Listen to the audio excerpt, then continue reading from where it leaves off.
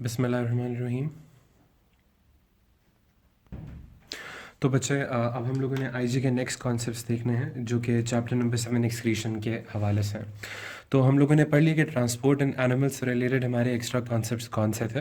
Transport के बाद हमारा आता है रिस्पायरेशन का चैप्टर। तो रिस्पायरेशन का चैप्टर जिस तरह जीसीई में उसी तरह आईजीसीएसई में देयर इज़ नो डिफरेंस। फिर रिस्पायरेशन के बाद अगर हम देखें होम्योस्टेसिस की तरफ तो होम्योस्टेसिस भी दोनों एग्जैक्टली सेम है, कट कॉपी। एक्सक्रीशन के अंदर कुछ एक्स्ट्रा कॉन्सेप्ट्स हैं। इफ़ यू रिमेंबर मैंने आपको कहा था कि जीसीई के अंदर इतनी डिटेल्स नहीं है किडनी की, लेकिन आईजीसीएसई के अंदर किडनी को थोड़ा डिटेल से पढ़ा जाता है। तो अब हम आईजीसीएसई के कॉन्सेप्ट्स देखेंगे कि एक्सक्रीशन के कैसे कॉन्सेप्ट हैं जो आईजीसीएम में पढ़े जाते हैं। तो अब उसके अंदर सबसे पहले बच्चा हमारा है स्ट्रक्चर ऑफ अ किडनी, कि किडनी का स्ट्रक्चर क्या है और उस स्ट्रक्चर के फंक्शंस क्या हैं। तो अगर स्ट्रक्चर ऑफ अ किडनी देखें तो इफ़ यू रिमेंबर ये हमारी किडनी होती थी, ठीक है। किडनी के अंदर सबसे पहले बच्चा अब जो आईजीसीएसई इसके अंदर थोड़े से फर्दर आपके कॉन्सेप्ट्स होंगे।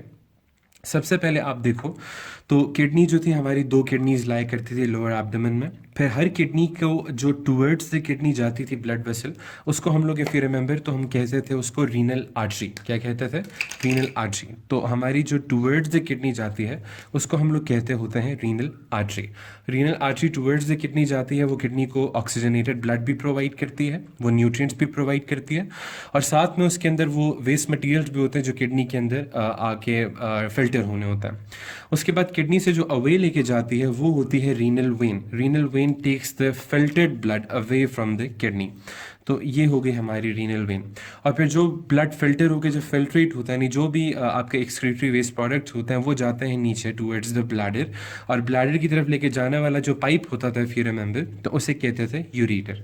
तो ये जो चीज़ें थी ये तो हम लोगों ने जीसीई के अंदर डिटेल से पढ़ी थी। लेकिन अब आईजीसी से अंदर दिखता है कि हमारे आईजी के अंदर कॉन्सेप्ट कौन से डिटेल में है जो आईजी के लिए हम लोगों ने पढ़ने हैं। तो बच्चे हमारा जो सबसे पहला स्ट्रक्चर है वो है हमारा outer region of the kidney, और इस outer region of the kidney जो ये बनी हुई है इसको हम लोग कहते होते हैं कॉर्टेक्स। क्या कहते होते हैं? Cortex. So what is cortex? Cortex is actually the outer region of the kidney, और ये जो आउटर रीजन है किडनी का it is protected by a fibrous capsule. ये प्रोटेक्टेड होती है एक फाइब्रस कैप्सूल की मदद से। So this is the cortex, और कॉर्टेक्स के बाहर जो ये हमारा लेयर चढ़ी हुई है इस लेयर को हम लोग बच्चे कहते होते हैं फाइब्रस कैप्सूल। तो फाइब्रस कैप्सूल सबसे बारी वाली लेयर होती है, उसको जब आप पील ऑफ करो तो अंदर आपको एक और लेयर नजर आती है जिसको हम कहते हैं कॉर्टेक्स, ठीक है। इसकी लेबलिंग आ जाती है। फिर कॉर्टेक्स के अंदर आप लोग जाओ तो आपको इस तरह की शेप्स दिखती हैं, ठीक है, इस तरह की फ्लावर टाइप शेप्स। इनको मिला के हम लोग कहते होते हैं मेड्यूला। क्या कहते होते हैं? मेड्यूला। मेड्यूला क्या होती है? Medulla contains the kidney tubules. इसके अंदर क्या होती हैं? इसके अंदर किडनी ट्यूब्यूल्स होती हैं। ट्यूब से छोटी हो तो ट्यूब्यूल। एंड उन ट्यूब्यूल्स को हम लोग क्या कहते हैं? इफ़ यू रिमेंबर हम लोगों ने पहले भी ये वर्ड पढ़ा है, इनको हम कहते हैं नेफ्रॉन्स, ठीक है। तो हमारा कैप्सूल आ गई फाइब्रस, उसके अंदर कॉर्टेक्स है, कॉर्टेक्स के अंदर हमारा है मेड्यूला, और medulla contains the kidney tubules जिनको हम कहते हैं नेफ्रॉन्स। नेफ्रॉन्स क्या होते हैं? नेफ्रॉन्स जो बच्चे होते हैं ये वो सेल्स होते हैं जिनके अंदर आपकी किडनी की सब चीज़ें फिल्टर होती हैं। कैसे फिल्टर होती हैं ये हम आगे देखेंगे। इसके अंदर बच्चे एक्चुअली होते हैं सबसे पहले माइक्रोवेलाई होता है। माइक्रोवेलाई क्यों होते हैं? ताकि इसका मैक्सिमम इंक्रीज हो जाए सरफेस एरिया। सो इनके अंदर माइक्रोवेलाई हैं, इनके अंदर नेफ्रॉन्स हैं। नेफ्रॉन्स को फर्दर मैग्नीफाई करो तो उनके अंदर माइक्रोवेलाई हैं। तो सबसे पहले इनके अंदर माइक्रोवेलाई है तो इनका सरफेस एरिया बहुत ज़्यादा हो जाएगा ताकि ब्लड को एब्जॉर्ब करके उसे फिल्टर करें। दूसरा बच्चे एब्जॉर्प्शन हो रही है तो यहाँ पे लाजमन एक्टिव ट्रांसपोर्ट का भी कोई ना कोई चक्कर होगा, तो इसीलिए इसके अंदर कौन सा ऑर्गेनल ज़्यादा होना चाहिए? यस, इसके अंदर माइटोकॉन्ड्रिया बहुत ज़्यादा होंगे। So it contains mitochondria and surface proteins for active transport. तो इसके अंदर माइटोकॉन्ड्रिया होते हैं और सरफेस प्रोटीन्स होते हैं, इफ यू रिमेंबर जो चैनल प्रोटीन्स होते थे फॉर एक्टिव ट्रांसपोर्ट। तो ये नेफ्रॉन्स के फीचर्स हैं, ठीक है। दोबारा से देखते हैं कि बाहर टफ फाइब्रस कैप्सूल, उसके अंदर हमारा कॉर्टेक्स, कॉर्टेक्स के अंदर मेड्यूला, मेड्यूला को मैग्नीफाई किया तो नेफ्रॉन, नेफ्रॉन के अंदर माइक्रोवेलाई और माइटोकॉन्ड्रिया। तो these are the features of nephrons. अब हम देखते हैं एक नेफ्रॉन दिखता किस तरह का है और उसका स्ट्रक्चर के साथ फंक्शन कैसे रिलेटेड है। तो अगर बच्चा आप एक नेफ्रॉन के स्ट्रक्चर पे आओ और उसके हम डिटेल्स पे देखें तो ये है एक नेफ्रॉन, ठीक है। अब इसमें आप लोग देख रहे हो कि अगर मैं इसको थोड़ा सा आपको और मॉडिफाई करके दिखाऊं तो ये सबसे ऊपर जो नेफ्रॉन की होती है कप शेप शक्ल होती है इस तरह करके, ठीक है। जो ये नेफ्रॉन के ऊपर कप शेप शक्ल है इसको हम लोग कहते होते हैं रीनल या बोमेंस कैप्सूल। क्या कहते होते हैं इसे कहते हैं रीनल कैप्सूल, या इसको कहते हैं बाउमन्स कैप्सूल, ठीक है। या इस तरह याद रख लीजिए, देखो कैप्सूल जो होती है वो अंदर मेडिसिन कंटेन करती है, तो एक कप शेप कंटेनर होता है कैप्सूल। सो ये भी कप शेप है, ये रीनल या बाउमन्स कैप्सूल कहते हैं। बूमन वाज एक्चुअली द बायोलॉजिस्ट जिसने इसको डिस्कवर किया था, तो रीनल या बाउमन्स कैप्सूल। अब क्या होता है कि सबसे पहले किडनी के हम नेफ्रॉन की अगर बात करें, तो फिर ये बोमन्स कैप्सूल जो है ये नीचे एक्सटेंड करता है, नीचे से एक्सटेंड करके एक लूप बना के फिर ये ऊपर की तरफ जाता है, फिर ऊपर से ये फर्दर नीचे आता है और एक बड़ा लूप बनाता है। पहले स्मॉलर लूप था, फिर ये जो बड़ा लूप है ये बनाता है। इस बड़े लूप से होते हुए फिर ये ऊपर जाके एक और स्मॉलर लूप बनाता है। एक और स्मॉलर लूप बनाने के बाद ये फाइनली जाता है अपनी वहाँ पे जहाँ पे इसने ब्लैडर के पास जाना होता है, यानी कि अब ये यूरेटर वाली साइड पे चला जाता है। So this is the ureter, ठीक है, ये सारा यूरेटर है। तो सबसे पहले अगर आप लोग देखो तो this was the first cup shape structure जिसको हम लोग कहते थे रीनल या बोमन्स कैप्सूल। तो रीनल या बोमन कैप्सूल के बाद क्या होता है अब हम वो देखते हैं। तो सबसे पहले बच्चे होता क्या है कि देखो रीनल आर्टरी आपकी जो थी वो किडनी में एंटर की, वो सारा फिल्टर हुआ, ब्लड फिल्टर होकर रीनल वेन से ऊपर चला गया। लेकिन अब फिल्टर कैसे होता है अब हमने वो डिटेल से देखना। सो होता क्या है कि रीनल आर्टरी जो है वो एंटर करती है, ठीक है, वो एंटर करती है किडनी में, लेकिन वो एक्चुअली जाती है इन नेफ्रॉन्स के पास। और नेफ्रॉन्स के पास कैसे जाती है कि आर्टरी जाती है नेफ्रॉन के पास, रीनल आर्टरी, और वो जाके सीधा जाती है बूमन या बूमन कैप्सूल या रीनल कैप्सूल में, वहाँ पे एक बड़ा सा इंटैंगलमेंट बना देती है, ठीक है। इस बड़ी सी इंटैंगलमेंट के बाद वो वहां से निकलती है और फिर वो सराउंड करती है पहले लूप को, ठीक है। पहले लूप के बाद वो सराउंड करती है दूसरे बड़े वाले लूप को।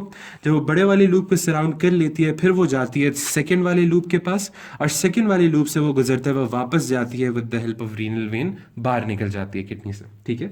अब इसका पाथवे अगर हम दोबारा देखें तो रीनल आर्टरी थी, रीनल आर्टरी की मदद से वो आया किधर, बूमन्स कैप्सूल में। बूमन्स कैप्सूल से निकल के वो आया उस वाले रीजन में जो पहला लूप था, पहले लूप के बाद वो आया बड़े वाले लूप में जो सेकंड था, फिर वो आया थर्ड वाले लूप में। यहाँ से ब्लड जब फिल्टर हो गया तो वो रीनल वेन से वापस चला गया। अब ये जो लूप से गया था, इन लूप्स के नाम हमारे कोर्स में नहीं है, जो बच्चे याद करते हैं बहुत अच्छी बात है, लेकिन ये पूछता नहीं है कभी एग्जामिनर। तो अगर आप लोग घबरा रहे हो कि इतने मुश्किल नाम है कि लूप ऑफ हेनले वगैरह, तो वो याद करने की जरूरत नहीं है। तो सबसे पहले ब्लड जब रीनल आर्टरी से बूमन कैप्सूल में एंटर हुआ था, तो this is the filter unit, ये सबसे पहला फिल्टर यूनिट है, यहाँ पे सब कुछ फिल्टर किया जाता है। फिर यहाँ से जब चीज़ें फिल्टर हो जाती हैं तो ब्लड को फर्दर फिल्टर करने के लिए पहले लूप से गुजारा जाता है। पहले लूप से जो गुजारते हैं ये वो रीजन होता है जहाँ पे सेलेक्टिव रीएब्जॉर्प्शन होती है, ठीक है। यहाँ पे क्या होती है, यहाँ पे सारी चीज़ें फिल्टर होती हैं, यहाँ पे ब्लड से जो एक्सक्रीटरी वेस्ट प्रोडक्ट्स हैं जैसे सॉल्ट्स, मिनरलाइंस, यूरिया, क्रिएटिनिन वगैरह सब कुछ, उसके साथ साथ glucose and water and useful minerals भी चले जाते हैं। तो ये वो जगह जो कप है जहाँ पे सब कुछ ये आप डाल देते हो, ठीक है, क्योंकि सब कुछ सॉल्युबल था तो कैपिलरीज से वो गुजर गया। लेकिन हमने पहले पढ़ा हुआ है कि जाहिर है हमारी बॉडी को जरूरत भी होती है ग्लूकोज की, तो वो अब्जॉर्ब करती है वापस, तो वो ये जगह है जहाँ से रीअब्जॉर्प्शन होती है। तो यहाँ से कंप्लीट अल्ट्रा फिल्ट्रेशन होगी, अब नीचे लूप में स्टार्ट हो जाएगी सेलेक्टिव रीअब्जॉर्प्शन। फिर उसके बाद फर्दर आप जो बिगर लूप देख रहे हो तो ये है region of salt and water reabsorption and regulation. ये जो बड़ा लूप है यहाँ पे क्या एब्जॉर्ब होती है, यहाँ पे सॉल्ट और वाटर रीअब्जॉर्ब होता है, ठीक है। यहाँ पे क्या रीअब्जॉर्ब होता है, सॉल्ट एंड वाटर। ये जो थर्ड लूप है इसके अंदर भी क्या होती है, रीअब्जॉर्प्शन होती है। जब रीअब्जॉर्प्शन सारी होगी ब्लड में वापस और फिल्टर्ड ब्लड वापस चला गया, तो यहाँ पे जो फिल्ट्रेट यानी कि जो वेस्ट होता है वो नीचे चला जाता है टूवर्ड्स द ब्लैडर, वो नीचे ब्लैडर की तरफ आ जाता है, ठीक है। सो ये बहुत सिंपल है हमारा किडनी का स्ट्रक्चर, और इसको एक बार और हम देखते हैं। नंबर 1, रीनल या बूमन्स कैप्सूल में हमारी रीनल आर्टरी आई, यहाँ पे उसने फिल्टर किया, अल्ट्रा फिल्ट्रेशन हुई, यानी ग्लूकोज, मिनरलाइन सब कुछ एक्सक्रीटरी वेस्ट प्रोडक्ट्स के साथ वो यहाँ पे डंप हो गया। उसके बाद जब हमने रीअब्जॉर्प्शन करनी है तो हम सेलेक्टिव रीअब्जॉर्प्शन करते हैं। सेलेक्टिव रीअब्जॉर्प्शन करके जब वो फर्दर बड़े लूप में जाता है तो यहाँ पे सॉल्ट एंड वाटर की रीअब्जॉर्प्शन होती है। फिर वो थर्ड लूप में जाता है जहाँ पे दोबारा रीअब्जॉर्प्शन होती है और ब्लड वापस चला जाता है via renal vein to the body, और जो आपका फिल्टरेट होता है यानी जो वेस्ट मटेरियल होता है वो टू द ब्लैडर चला जाता है नीचे। सो this is the structure of a kidney nephron. आपसे एमसीक्यूज में पूछा जाता है कि इन लूप्स के फंक्शन क्या है, तो रीअब्जॉर्प्शन है मेनली, बड़े वाले का काम है सॉल्ट एंड वाटर रीअब्जॉर्प्शन, छोटे वालों का काम है ग्लूकोज रीअब्जॉर्प्शन, इसका काम है अल्ट्रा फिल्ट्रेशन करना, और इसका काम होता है कि टू द ब्लैडर लेके जाना। तो बस ये सिंपल सा था हमारा किडनी का स्ट्रक्चर, और अब देखते हैं कि इसके ऊपर क्वेश्चंस क्या आते हैं। अब कुछ बचे क्वेश्चंस हम लोग देखते हैं एफएक्यूज। जिस तरह आप लोग देख रहे हो कि हम लोग हर कॉन्सेप्ट को डिटेल से पढ़ें, उसके बाद एफएक्यूज भी देख रहे हैं ताकि पास्ट पेपर्स को इतना वो देखने की और ढूंढने की ज़रूरत ना पड़े, हम लोग नोट्स में ही अपने एफएक्यूज कर लेंगे। तो अब सबसे पहले बच्चे हम लोग एक नोट देखते हैं। नोट ये है, और ये एक्चुअली नोट नहीं है, ये एक्चुअली 3-4 एमसीक्यूज हैं, उनको हमने नोट की फॉर्म में लिखा हुआ। सबसे पहले कह रहे urea travels in solution in plasma. Urea का पूछा जाता है कि वो किस फॉर्म में ट्रैवल करता है, क्या सॉलिड फॉर्म में करता है, क्या अलहदा इनसॉल्युबल फॉर्म में करता है। तो urea travels in the form of solution in plasma. आपके ब्लड में यूरिया एक्चुअली डिजॉल्व होके जाता है, ठीक है। तो ये आपने पहली बात याद रखनी है। Number 2, in kidneys urine is extracted. आपकी किडनीज में यूरिन जो है वो एक्सट्रैक्ट कर लिया जाता है, while glucose and amino acids are reabsorb by active transport. जबकि ग्लूकोज और अमाइनो एसिड्स क्या कर लिए जाते हैं, रीअब्सॉर्ब कर लिए जाते हैं। और कौन से प्रोसेस से होते हैं, एक्टिव ट्रांसपोर्ट से। जबकि वाटर जो रीअब्सॉर्ब होता है वो कौन से प्रोसेस से होता है, ऑस्मोसिस से, ठीक है। तो ये आप लोगों ने याद रखने हैं, ये 3 एमसीक्यूज हैं। अब आते हैं हम लोग एक्चुअल क्वेश्चंस पे कि क्वेश्चंस इस पे क्या आ चुके हैं। तो सबसे पहले है कि describe the process of filtration in kidney. कि सबसे पहले बताएं कि किडनी के अंदर जो है वो एब्जॉर्प्शन कैसे होती है, सॉरी फिल्ट्रेशन कैसे होती है। या फिर इसके जैसा ही एक और क्वेश्चन आया था कि explain the function of renal capsule in the kidney. कि बताएं रीनल कैप्सूल का काम क्या है। तो बच्चा हम लोगों ने अभी पीछे जिस तरह पढ़ा कि एक्चुअली रीनल कैप्सूल इसी को कहते हैं। ये जो हमारा मेड्यूला है, ये कॉर्टेक्स है, सारा रीनल कैप्सूल है, ठीक है। सो वो कह रहे हैं कि describe the process of filtration in kidney. तो इसका ऑल्टरनेट एक और क्वेश्चन था कि explain the function of renal capsule in the kidney. के जो रीनल कैप्सूल यानी कि मेड्यूलर कॉर्टेक्स वगैरह है, इनका काम किया। तो दोनों एक ही बात नहीं पूछ रहे कि आपकी किडनी में कैसे फिल्ट्रेशन होती है। तो इसका आंसर क्या होगा, इसका आंसर ये है, दोनों 4 मार्क्स के थे। पॉइंट नंबर 1 कि आपकी किडनी में जैसे ही ब्लड आता है तो उसके अंदर सबसे पहले क्या होती है, अल्ट्रा फिल्ट्रेशन, यानी सब कुछ फिल्टर हो जाता है। So number 1 was ultra filtration. जब अल्ट्रा फिल्ट्रेशन हो जाती है तो फिर क्या होता है कि अल्ट्रा फिल्ट्रेशन होती कैसे कि high blood pressure assist the filtrate to pass through the capsule या ग्लोमेरुलस, जैसे हमने कहा था, ये बूमेंस कैप्सूल कहा था, ठीक है। ग्लोमेरुलस जो है मैंने आपको बताया था कि वो इस जगह को कहते हैं, लेकिन इसका नाम याद रखने की ज़रूरत नहीं है। ये मार्क स्कीम में था, लेकिन मार्क स्कीम में इसके साथ कैप्सूल या बूमेंस कैप्सूल भी आप वर्ड यूज़ कर सकते हैं। So if you find this word difficult, जो मैंने आपको कहा था कोर्स में नहीं है, तो आप बेशक यूज़ ना करो।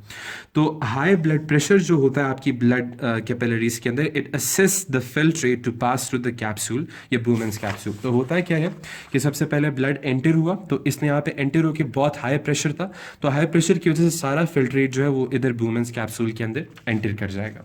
उसके बाद क्या होता है, proteins in the blood are too big to pass through the capsule. लेकिन हमने पहले भी बहुत बार पढ़ चुके हैं कि प्रोटीन्स ब्लड से नहीं निकल सकते। हाँ, अमाइनो एसिड्स निकलते हैं क्योंकि वो सॉल्युबल होते हैं, लेकिन ब्लड प्रोटीन्स वगैरह जैसे फिब्रिनोजन हो गया, ये नहीं निकल सकते ब्लड से। Why? Because they are too big to pass through the capsule. उसके बाद फिल्ट्रेट्स का मतलब होता है जो आपके फिल्टर्ड हुए हुए चीज़ें, example water, dissolved salts, ions, urea etcetera are small enough to pass through, वो जो है वो निकल जाता है। तो हमने फिल्ट्रेशन बता दी कि कैसे होती है। दोबारा रिपीट करते हैं। वो कह रहे हैं describe the process of filtration in kidney, या बताएं कि रीनल कैप्सूल क्या करती है। तो दोनों का काम है फिल्टर करती है चीज़ों को, वो इर्रिस्पेक्टिव के वो किन किन चीज़ों को फिल्टर करिए, वो बाद में किडनी का सिरदर्दी है कि किन चीज़ों को वापस लेना है। इसका काम है सिर्फ फिल्टर करना, जो भी चीज़ फिल्टर हो सकती है। तो ये इसीलिए इसको हम कहते हैं अल्ट्रा फिल्ट्रेशन। तो ये अल्ट्रा फिल्ट्रेशन करती है कैसे, high blood pressure assist the filtrate to pass through the capsule या बूमेंस कैप्सूल, जबकि proteins in blood are too big to pass through the capsule. Filtrates example water, dissolved salts, ions, urea etcetera small enough to pass through. So this is how the kidney filters all the things from the blood. उसके बाद second चीज़ जो है हमारी FAQ एक और था कि describe how kidney tubules reabsorb glucose from the filtrate. हमने तो कल अल्ट्रा फिल्ट्रेशन, लेकिन अब रीएब्जॉर्ब कैसे होता है इस पर भी क्वेश्चन आ चुका है। तो रीएब्जॉर्ब कैसे होता है, उस प्रोसेस को इफ़ यू रिमेंबर हम लोग कहते थे सिलेक्टिव रीएब्जॉर्प्शन। क्या कहते थे, सिलेक्टिव रीएब्जॉर्प्शन। तो सिलेक्टिव रीएब्जॉर्प्शन होती है कैसे, glucose is reabsorb bye active transport from the filtrate.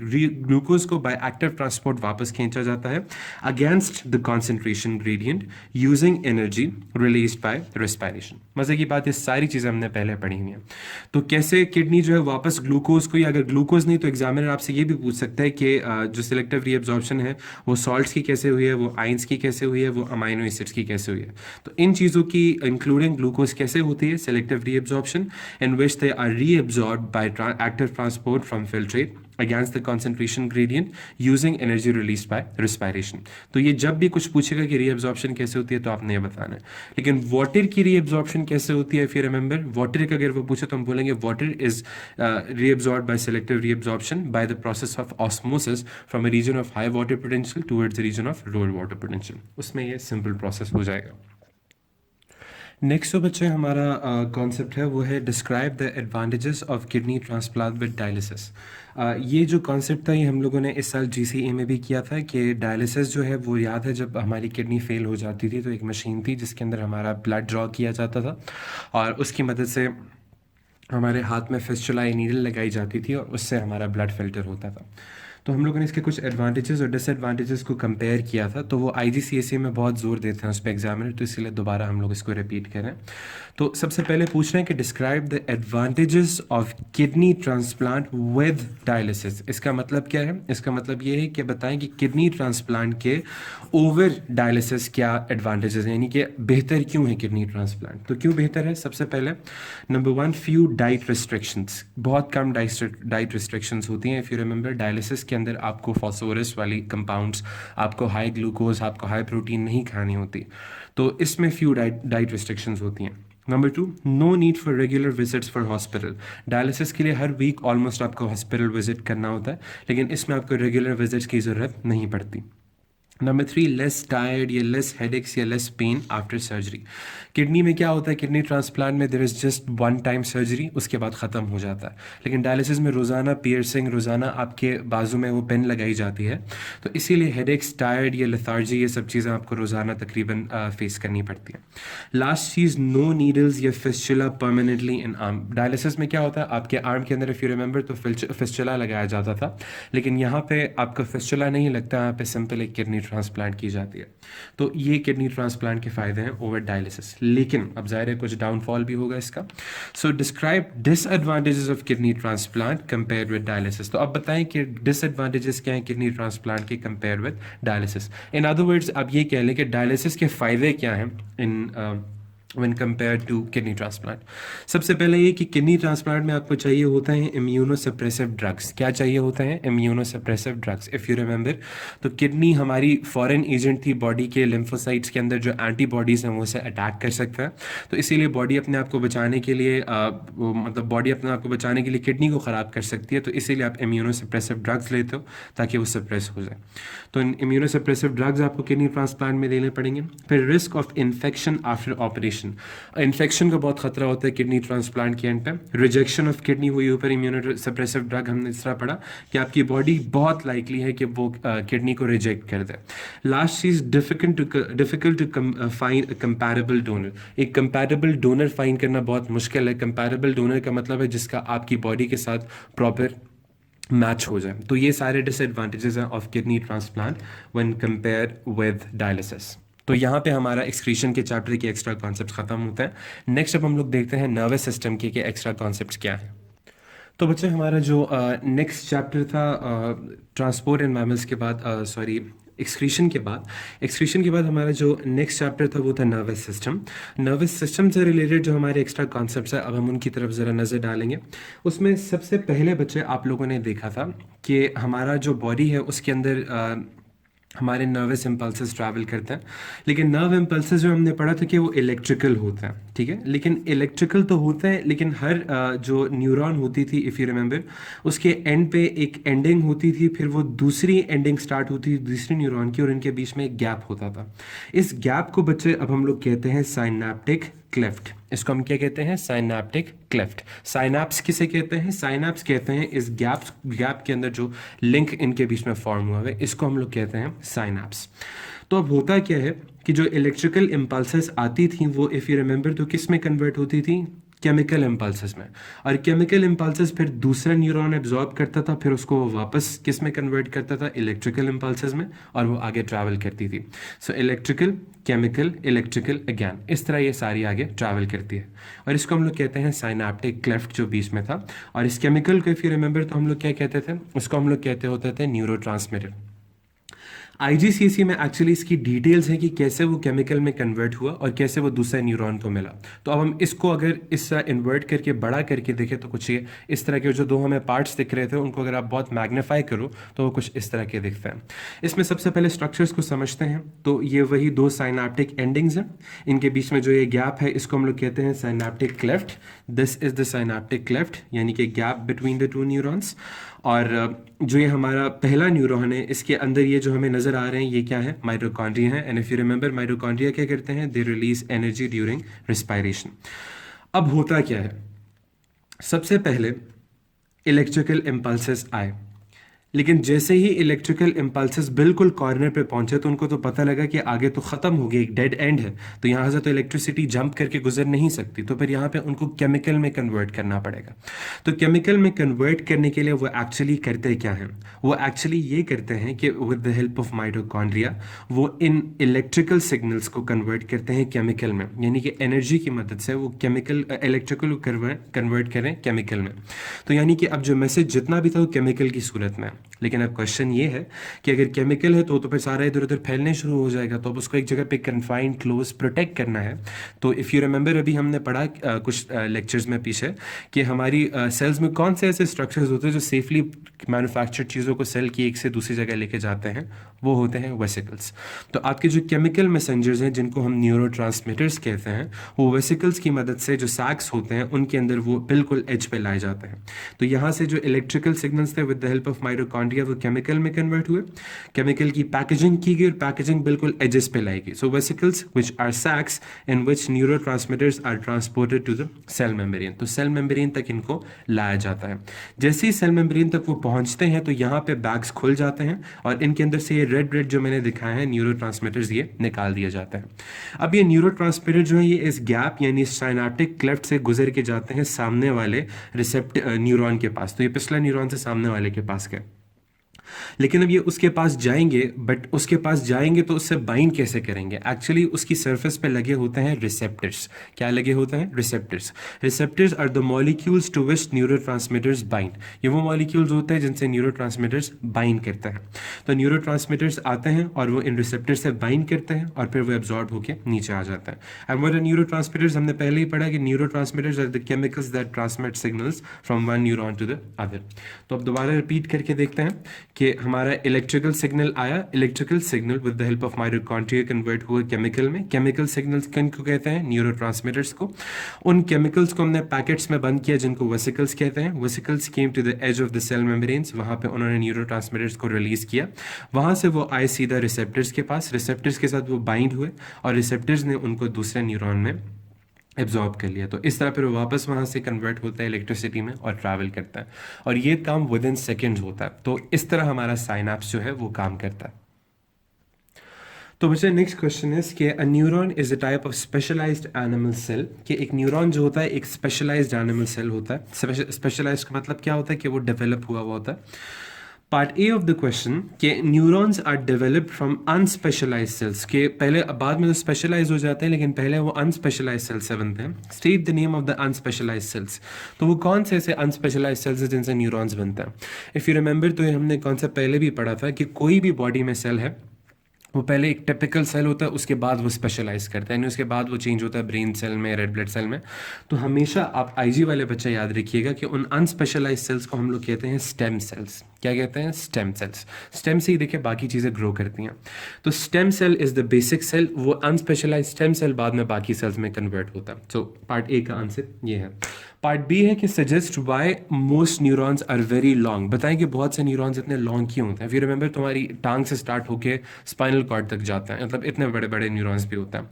तो क्यों इतने लॉन्ग होते हैं, actually Neurons transmit impulses, they transport impulses from one distant part of the body to another. ये एक बहुत दूर दूर पार्ट्स तक लेके जाते हैं with a faster impulse velocity. With a faster impulse velocity का मतलब ये है कि सोचो बच्चे, अगर हम लोग छोटी छोटी तारों में, यानी कि अगर छोटे छोटे ब्रेक्स होते हैं इसमें, हम छोटे छोटे न्यूरॉन्स इस तरह रखते हैं, तो इसमें क्या होता है कि छोटे छोटे ब्रेक्स आते रहते तो बहुत छोटी वेलोसिटी हो जाती। लेकिन एक लॉन्गर न्यूरॉन रखने का मकसद क्या है कि विदाउट एनी ब्रेक एक फ्लो में जाए, तो एक फास्टर इम्पल्स वेलोसिटी आती है इसकी वजह से। So they transport impulses from one distant part of the body to another with a faster impulse velocity, that's why they are extremely long. C part हमसे पूछा गया कि explain how impulses are transmitted across the synapsis, कि बताएं synapse के इर्द गिर्द कैसे इम्पल्स ट्रैवल करती है। मैंने आपको इससे बताया था इट इज़ एक्सट्रीमली इंपॉर्टेंट, तो ये 6 मार्क का क्वेश्चन आ चुका है। कैसे करती है, अभी हमने पीछे पढ़ा कि vesicles containing the neurotransmitters move to the cell membrane. जो वेसिकल्स थी जिनके पास न्यूरोट्रांसमीटर थे, वो सेल मेम्ब्रेन की तरफ क्या करती हैं, मूव करती हैं। Number 2, they vesicles fuse to the cell membrane. फिर वेसिकल्स क्या करती हैं, वो फ्यूज करती हैं सेल मेम्ब्रेन के साथ। जब वो फ्यूज कर जाती हैं, दे रिलीज द न्यूरोट्रांसमीटर, तो वो रिलीज कर देती हैं न्यूरोट्रांसमीटर को। The transmitters move across the synaptic cleft, फिर वो साइनेप्टिक क्लेफ्ट के अक्रॉस मूव करते हैं। The neurotransmitter binds to the receptor on the cell surface membrane of the next neuron. फिर वो क्या करते हैं कि न्यूरोट्रांसमीटर दूसरी जो न्यूरॉन है उसके सेल सरफेस मेम्ब्रेन से बाइंड करते हैं। The neurotransmitter and the receptors are complementary, और वो दोनों कॉम्प्लीमेंट्री होते हैं तो वो आराम से बाइंड कर जाते हैं, resulting in an impulse in the next neuron, जिसकी वजह से दूसरे न्यूरॉन में क्या जनरेट हो जाती है, इम्पल्स जनरेट हो जाती है। So this is how an impulse is transmitted across a synapse. उसके बाद डी पार्ट हमसे पूछा गया कि suggest how structure of a synapse ensures that impulses travel in one direction, कि बताएं इम्पल्सेस इधर उधर ट्रैवल क्यों नहीं करता है, यानी एक न्यूरॉन से दूसरे न्यूरॉन में कैसे जाते हैं, वो इधर उधर क्यों नहीं जाता है। तो वो इसलिए क्योंकि vesicles release neurotransmitters only on one side of the synapse. So वो एक साइड ऑफ द साइनाप्स में रिलीज करते हैं, यानी इधर उधर रिलीज नहीं किए जाते, उसे बस कप शेप जगह में रिलीज किए जाते हैं। So receptor only found on the opposite side of the synapse, और जो साइनाप्स की दूसरी साइड होती है यहीं पे रिसेप्टर लगा होता है और कहीं लगा भी नहीं होता। सो रिलीज भी यहाँ पे किया जा रहा है, गेन भी यहाँ पे किया जा रहा है, तो इधर उधर जाने का सवाल ही नहीं पैदा होता। So this is how a synapse ensures that impulses don't wander here and there. तो यहाँ तक हमारा न्यूरोट्रांसमीटर से रिलेटेड कॉन्सेप्ट था। लास्ट हमारे जो क्वेश्चन पूछा जाता है उससे रिलेटेड वो है ये वाला कि explain how heroin affects the function of a synapse. कि हेरोइन जो ड्रग थी, फिर रिमेंबर हमने पढ़ा था कि वो हमारा वो नर्वस सिस्टम को डैमेज करती है। तो हेरोइन जो है हमारी बॉडी को कैसे डैमेज करती है, अब हम लोगों ने वो देखना है। तो ये कैसे डैमेज करती है, actually it is converted into morphine. ये हमारी बॉडी में आके मॉर्फिन में यानी हार्मोन में कन्वर्ट हो जाती है, और ये morphine diffuses into the synapse, और ये मॉर्फिन जो है ये साइनेप्स में आ जाती है and bind with the receptor, और ये रिसेप्टर के साथ बाइंड कर जाती है। Heroin is complementary to the receptor. मजे की बात, हेरोइन जो है वो रिसेप्टर के कॉम्प्लीमेंट्री है, and it block the neurotransmitters entering the receptor side, और जब वो रिसेप्टर्स आएंगे तो उनको ब्लॉक कर देगी, रिड्यूसिंग परसेप्शन, जिसकी वजह से आप परसीव किसी को नहीं कर सकते। अब इसको अगर पिक्चर की मदद से देखें तो होता क्या है कि हेरोइन के जो मॉलिक्यूल्स है वो आएंगे in the form of morphine, ठीक है, वो आएंगे और वो आके निकलेंगे यहाँ पे, और वो न्यूरोट्रांसमीटर से पहले ही यहाँ पे अपने आप को बाइंड करवा देंगे। जब वो अपने आप को बाइंड करवा देंगे तो न्यूरोट्रांसमीटर्स यहाँ पे बाइंड नहीं कर सकेंगे, तो यानी कि मैसेज फॉरवर्ड नहीं होगा, ब्लॉक हो जाएगा, और यहाँ पे जो सब ब्लॉकेज की वजह से आपको कुछ समझ नहीं आती। तो इस तरह हेरोइन जो है वो आपके माइंड को कंट्रोल करती है और वो अफेक्ट करती है। नर्वस सिस्टम का बच्चे लास्ट कॉन्सेप्ट जो कि हार्मोन्स है, तो हार्मोन्स के भी थोड़े से एक्स्ट्रा कॉन्सेप्ट है आईजीसीएसई में। वो सबसे पहले है कि state where testosterone is produced in the body. ये तो सिंपल है कि बताए टेस्टोस्टेरोन हमारी बॉडी में किधर प्रोड्यूस होता है, तो वो किधर प्रोड्यूस होता था, गॉनेड्स या मोर स्पेसिफिकली टेस्टीज के अंदर। पार्ट बी है कि state why testosterone is taken by some people to improve sporting performance. ये आईजी का एक्स्ट्रा कॉन्सेप्ट है कि टेस्टोस्टेरोन जो है वो आर्टिफिशियली भी लिया जाता है, तो वो क्यों लिया जाता है, स्पोर्टिंग परफॉर्मेंस के लिए। यानी टेस्टोस्टेरोन में से क्या खास बात है कि वो एक स्पोर्टिंग परफॉर्मेंस को बेहतर करने के लिए लिया जाता है। तो क्या खास बात है कि it is an anabolic steroid. ये एक एनाबॉलिक स्टीरॉइड है। एनाबॉलिक का मतलब क्या होता था, बनाने वाली, यानी कि फॉर्म करने वाली। स्टीरॉइड का मतलब है कि एक्सटर्नली एडमिनिस्ट्रेड केमिकल। सो एनाबॉलिक स्टीरॉइड है, प्रमोट्स प्रोटीन सिंथेसिस। एनाबॉलिक है तो ये क्या प्रमोट करती है, protein synthesis. Promotes growth of muscular tissue, ये मस्कुलर टिश्यू को बनाने में मदद करती है। मेक्स पीपल मोर कंपेटिटिव, जिसकी वजह से लोग और कंपेरेटिव और ज़्यादा कंपटीशन के लिए बेहतर हो जाते हैं। एंड इंक्रीजेस बोन डेंसिटी, और बोन की डेंसिटी यानी बोन की स्ट्रेंथ को इंक्रीज़ करती है।